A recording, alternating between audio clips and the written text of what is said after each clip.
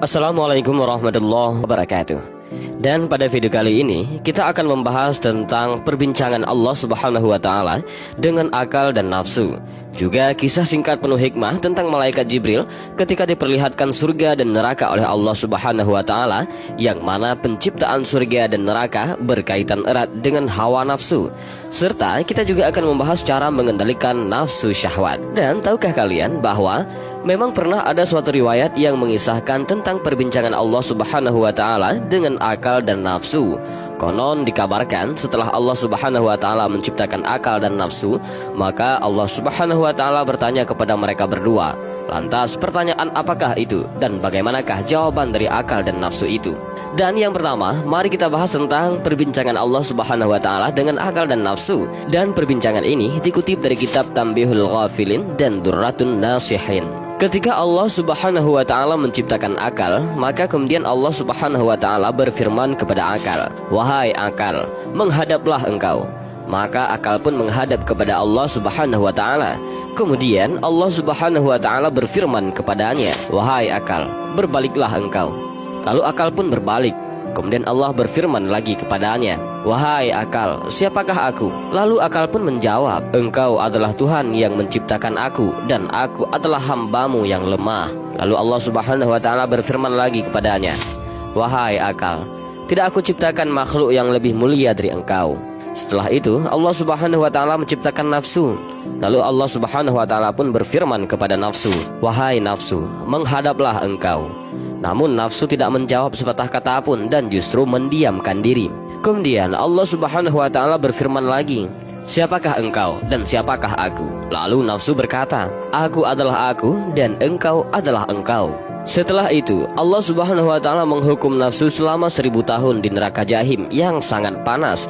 Dan dalam riwayat lain dikatakan bahwa Allah Subhanahu wa taala menghukum nafsu selama 100 tahun.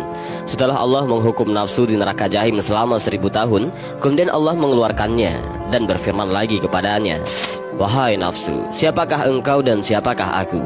Lalu nafsu menjawab kembali, "Aku adalah aku dan engkau adalah engkau." Lalu Allah berfirman lagi, "Masih begitu jugakah engkau, wahai nafsu?" Lalu Allah memasukkan nafsu ke dalam neraka jiwa, yaitu neraka yang penuh dengan rasa kelaparan.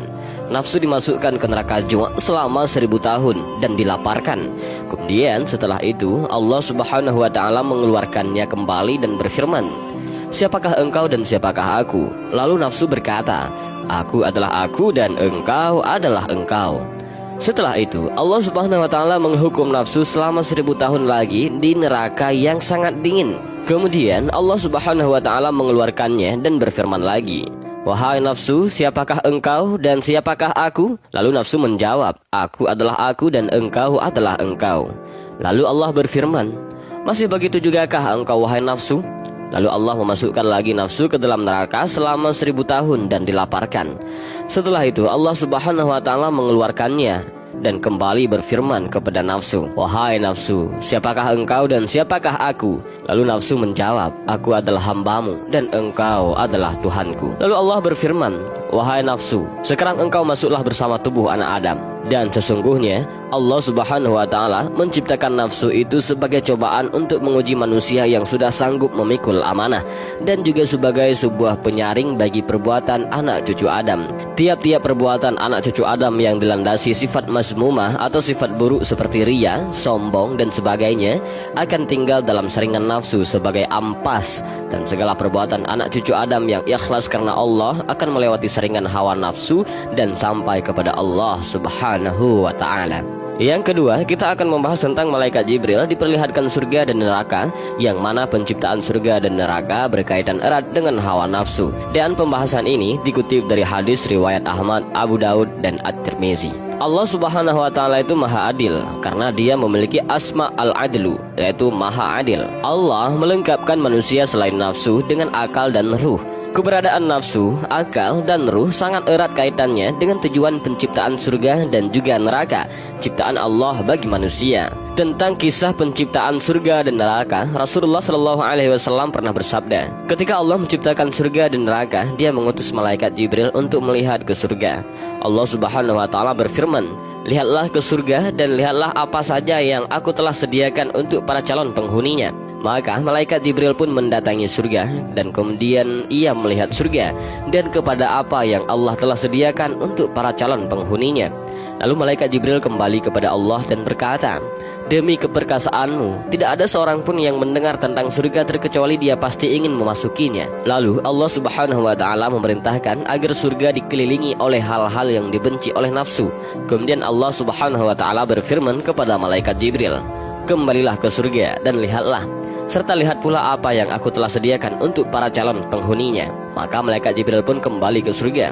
Ketika itu surga telah dikelilingi oleh perkara-perkara yang tidak disukai oleh nafsu. Kemudian dia kembali kepada Allah dan berkata, "Demi keperkasaanmu, sungguh aku takut kalau tidak akan ada seorang pun yang mau memasukinya." Kemudian Allah Subhanahu wa Ta'ala berfirman, "Pergilah ke neraka, lihatlah ke neraka dan kepada apa yang aku telah persiapkan untuk para calon penghuninya." Maka dilihatnya neraka, sebahagiannya menghantam sebahagiannya yang lain. Lalu malaikat Jibril kembali dengan berita tersebut dan berkata, "Demi keperkasaanmu, tidaklah ada seorang pun yang mendengar tentang neraka kemudian ia berniat untuk memasukinya." Kemudian Allah memerintahkan agar neraka dikelilingi oleh hal-hal yang diingini oleh hawa nafsu. Kemudian Allah Subhanahu wa Ta'ala berfirman lagi kepada malaikat Jibril, "Kembalilah ke neraka." Maka malaikat Jibril pun kembali ke neraka. Lalu malaikat Jibril berkata, "Demi keperkasaanmu, aku khawatir tidak akan ada yang selamat dari neraka kecuali ia pasti akan memasukinya." Hadis riwayat Ahmad, Abu Daud, dan At-Tirmizi. Setiap makhluk hidup memiliki hawa nafsu, terutama manusia. Sejak manusia lahir, Allah membekalinya dengan nafsu agar dapat menjalankan kehidupannya secara wajar sebagai makhluk hidup di dunia. Salah satu nafsu yang dimiliki oleh manusia adalah nafsu syahwat. Nafsu syahwat dapat mendatangkan kebaikan apabila dikelola dengan baik, namun sebaliknya akan menjadi musuh besar bagi manusia apabila ia tidak dapat mengendalikan nafsunya. Dalam Kamus Bahasa Indonesia, syahwat diartikan sebagai nafsu untuk bersetubuh atau kebirahian. Kami mengutip dari beberapa sumber bahwa Allah menciptakan manusia dengan disertai syahwat dengan faedah dan manfaat di dalamnya, yaitu untuk menghasilkan keturunan. Namun apabila nafsu ini tidak dapat dikendalikan dengan baik, maka akan mendatangkan petaka. Sesungguhnya Allah telah menuliskan bagi anak-anak Adam bahagiannya dari zina. Ia pasti akan mendapatkannya. Zinanya mata memandang yang diharamkan, zinanya lisan membicarakannya, zinanya jiwa mengharap dan membayangkannya, sedangkan kemaluannya akan membenarkan hal tersebut atau mendustakannya. Hadis riwayat Tirmizi. Dalam Al-Quran surah Yusuf ayat 31, Allah Subhanahu wa Ta'ala berfirman, "Maka tatkala wanita itu," artinya Zulaikha, "mendengar cercaan mereka, diundangnyalah wanita-wanita itu dan disediakannya bagi mereka tempat duduk dan diberikannya kepada masing-masing mereka sebuah pisau untuk memotong jamuan. Kemudian dia berkata kepada Yusuf, 'Keluarlah, nampakkanlah dirimu kepada mereka.' Maka tatkala wanita-wanita itu melihatnya, mereka kagum kepada keelokan rupanya, dan mereka melukai jari tangannya dan berkata, 'Maha sempurna Allah, ini bukanlah manusia, sesungguhnya ini tidak lain hanyalah malaikat yang mulia.'" Dalam kisah Nabi Yusuf alaihissalam, meskipun beliau dicintai dan disukai oleh banyak wanita karena ketampanannya, Nabi Yusuf tidak serta-merta mengikuti nafsu syahwatnya untuk meladeni wanita-wanita tersebut. Berkat ketaatannya kepada Allah, Nabi Yusuf pun memohon agar dijauhkan dari segala perbuatan buruk karena nafsunya. Dan berikut ini adalah cara mengendalikan nafsu syahwat. Untuk mengendalikan nafsu syahwat agar tidak menimbulkan perbuatan-perbuatan buruk, maka terdapat beberapa cara yang dapat dilakukan oleh seseorang, yaitu sebagai berikut. Yang pertama, menjalankan puasa. Dengan menjalankan puasa, wajib ataupun sunnah, maka seseorang tersebut juga berlatih untuk mengatur hawa nafsunya. Puasa akan membuat seseorang menjadi terlindungi dari kerusakan akibat nafsu syahwat. Dalam surah Al-Baqarah ayat 183, Allah Subhanahu wa Ta'ala berfirman, "Hai orang-orang yang beriman, diwajibkan atas kamu berpuasa sebagaimana diwajibkan atas orang-orang sebelum kamu, agar kamu bertakwa." Rasulullah SAW bersabda, "Puasa itu adalah perisai, maka apabila seorang dari kalian sedang melaksanakan puasa, janganlah dia berkata rafat ataupun kotor, dan jangan pula bertingkah laku jahil seperti mengejek atau bertengkar sambil berteriak. Jika ada orang lain yang mengajaknya berkelahi atau menghinanya, maka hendaklah dia mengatakan, 'Aku orang yang sedang berpuasa. Aku orang yang sedang puasa.'" Hadis riwayat Imam Malik dalam Al-Muwatta, Imam Bukhari dalam sahihnya, dan Imam Muslim dalam sahihnya. Yang kedua, cara mengendalikan nafsu adalah memperbanyak doa. Untuk mengendalikan nafsu syahwat, seseorang dapat memperbanyak doa sebagai berikut. "Ya Allah, aku berlindung kepadamu dari akhlak, amal, dan nafsu yang jelek. Hadis riwayat Tirmizi. Yang ketiga, perbanyak istighfar. Dengan naiknya nafsu syahwat, maka setan akan semakin menggoda manusia untuk melampiaskan nafsu tersebut kepada hal-hal yang dilarang oleh Allah. Salah satunya adalah berbuat zina. Untuk itu, agar tidak mudah tergoda oleh godaan setan yang terkutuk, perbanyaklah membaca istighfar agar senantiasa ingat dengan Allah. Dalam surah Al-A'raf ayat 200, Allah Subhanahu wa taala berfirman, "Dan jika kamu ditimpa suatu godaan syaitan, maka berlindunglah kepada Allah." Yang keempat, salat malam. Rasulullah Shallallahu alaihi wasallam bersabda, "Sesungguhnya aku biasa tidur dan salat, berpuasa dan berbuka, dan aku menikahi wanita-wanita. Maka bertakwalah kepada Allah, wahai Utsman, karena sesungguhnya keluargamu memiliki hak yang menjadi kewajibanmu, tamumu memiliki hak yang menjadi kewajibanmu, dan jiwamu memiliki hak yang menjadi kewajibanmu. Maka puasalah, berbukalah, salatlah pada sebahagian waktu malam, dan tidurlah pada sebahagian waktu malam." Yang kelima, menjaga pandangan. Untuk mengendalikan hawa nafsu dapat dilakukan dengan cara menjaga pandangan. Menjaga pandangan ini artinya menjaga mata dari melihat hal-hal yang tidak semestinya dilihat, karena akan menimbulkan dosa.